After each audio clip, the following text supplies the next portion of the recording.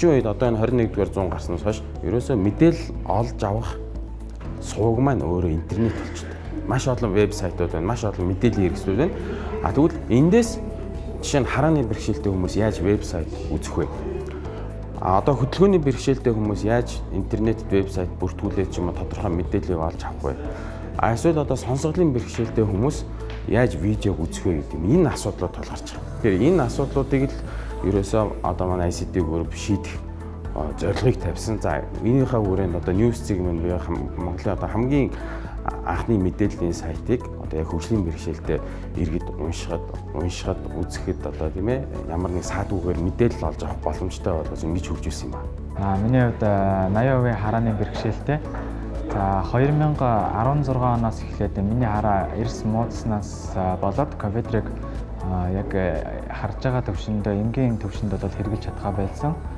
За 2016 оны намар Монголын хараа хүчтэй үндэсний холбооны дэргэдэх мэргэжил сургалтын үйлдвэрлэлийн төвд хүртээмж технологийн мэргэжилтэй анги буюу энэ харааны бэрхшээлтэй хүмүүс компьютер технологиг одоо яаж ашиглаж болдсон бэ гэдэг талаар сургалтанд хамрагдаад 2 жил сураад одоо төгсөөд ажлын байран дээр гарсан байгаа. Вебсайтын одоо энэ технологи W3C гэдэг одоо энэ консорциумын дагуу хийгддэг энэ стандарт маань хөгжөд яг энэ хөгжлийн бэрхшээлтэй иргэдэд яаж хийх вэ гэдгийг бүр юм зааварчилгаа одоо гайдлайн гэж ярьдаг ийм юмнууд бий болчиход байгаа. Тэгэхээр одооноос ахуулаад веб хөгжүүлэлтийн компаниуд маань чинийг анхаарах хэрэгтэй байгаа энэ төрийн байгууллагууд бол энэ хуулийн этгээд одоо компаниуд юу гэдэг те энэ цахим одоо хуудас ажиллаж байгаа энэ бүх газрууд маань энэ дээр ингэж анхаарах шаардлагатай болчиход байгаа юм. Ихэвчлэн Facebook-ээс зарим нэг мэдээллүүдийг Facebook-ийг одоо Facebook дээр пэйжтэй ямар зарим нэг сайтуудын мэдээллийг Facebook-оор дамжуулж авдаг гэсэн бол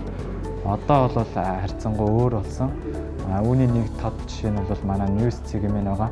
За манай News segment сайтууд бол бид нар Монголын анхны захин мэдээллийн хэрэгсэл. За тэр утгаараа бид технологийн хувьд одоо шинжлэгч, үргэлж тэргүүлэгч, манлайлагч явахыг хичээж ирсэн.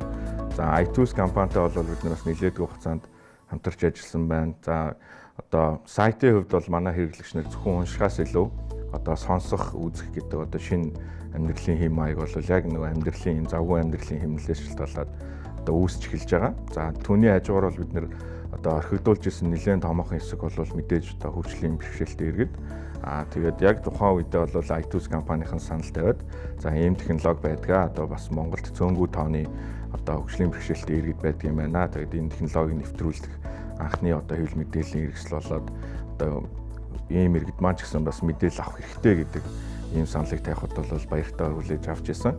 Тэгээд одоо бол бас нэлээдгүй хугацааг өнгөрүүлсэн байна.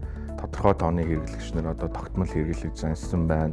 За зөвхөн Монголоос ихэхгүй бас гаднаас одоо манай хөгжлийн бэрхшээлтэй энэ тэнд сурж байгаа оюутан залуучууд тэр дундаа хараагүй иргэд бол яг энэ мэдээллийг одоо манай сайтаар дамжуулж хүлээж авдаг баснд бол баяртай байгаа. Миний авах байгаа мэдээлэл бол тэр мэдээг хурдан шуурхаа очиод ингээ гарчглаад унших тэр мэдээг хэрвээ сонирхож байгаа юм тэр гарчгийг сонирхож байгаа юм бол дэлгэрүүлээд унших, сэтгэгдэл бичих одоо хуваалцах ч юм уу тэр тохиргоонууд бол айгүй сайн хийгдсэн мэдээлэл авахд илүү нэг тийм хүртээмжтэй сайт болж чадчихэ гэж бас бодож байна. Энэ удаад төлхөө харааны бэрхшээлтэй иргэдэд зориулаад энэ системийг одоо хөгжүүлээд явсан бол цаашдаа одоо сонсголын бэрхшээлтэй иргэдэд улам илүү сайн одоо нөгөө видео мэдээллүүдийг сайн хүргэдэг болгоч байд юм а. За эсвэл хөдөлгөөний бэрхшээлтэй иргэдэд илүү одоо интерактив байдлаар нөгөө сайттайгаа харилцах боломжийг сайжруулах чиглэлээр ингээ хөгжүүлээд явах нэг ийм төлөвлөгөө байна. Би өдөр тутамдаа өдрийн одоо ус засварлах өдөр ч юм уу, зурхаа ч юм уу өдөр болгон шинжлэхдээ гарч байгаа мэдээллийг одоо цаг алдалгүй News segment-ээс авч чаддаг болсон байна. Тэгээд энэхүү вебсайтыг хөгжүүлсэн энэ вебсайтын ард байрлаж одоо ард ажиллаж байгаа тэр технологийн программист хүмүүст бас талархалснаа илэрхийлье. Тэгээд цаашид өшөө олон ийм хүртээмжтэй вебсайтуудыг Монгол улсад одоо нэвтрүүлэхийн төлөө бас түүчилж ажилласаа гэж та бүхнээс хүсмээр байна. За жишээ нь зүгээр харааны бэрхшээлтэй дэлгийж уншдаг програмаар мэдээлэл авч чадчихна уу гэдэг аваад үзвэл за жишээлбэл төрийн байгууллагуудаас мэдээлэл авч чадчихна уу гэхээр энэ чадахгүй байхгүй. Яг гэвэл дэлгийж уншдаг програм бол дэлгэцэн дээр байгаа текст мэдээллийг уншдаг. Тэгэнгუთ манай төрийн байгууллагууд маань өөрөө мэдээллийг ил тод нээлттэй байлгана гэд нөгөө гарсан тогтоол шийдвэрүүдээ шууд сканертай PDF болгоод тавьчихна. Зураг тавьчих жоохгүй. Тэр нөгөө тавьсан зургийг чинь нөгөө дэлгэц уншдаг програм уншиж чадахгүй. Өөрөөр хэлбэл засгийн газраас ч гэдэг юм уу эсвэл төрийн байгууллагаас ямар шийдвэр гараад байгаа юм бэ гэдгийг мэдэх боломжгүй болчихдог.